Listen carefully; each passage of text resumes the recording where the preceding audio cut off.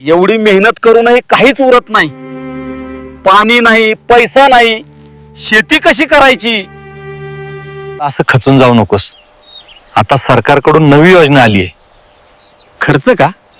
पण पैसे कुठून आणायचे? कृषी विभागाच्या नानाजी देशमुख कृषी संजीवनी प्रकल्पाच्या अंतर्गत सीबीडीसीच्या माध्यमातून थेट डिजिटल रुपये मिळतील व त्यातून तुला असणाऱ्या सिंचनाचं साहित्य तू खरेदी करू शकतो. चल आता नोंदणीकृत दुकानातून सिंचनाचं साहित्य घ्यायला जाऊयात.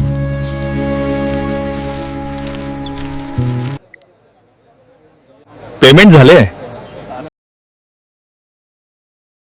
नानाजी देशमुख कृषी संजीवनी प्रकल्पाची ही योजना खरंच शेतकऱ्यास फार उपयोगी आहे. काम व्यवस्थित झालंय.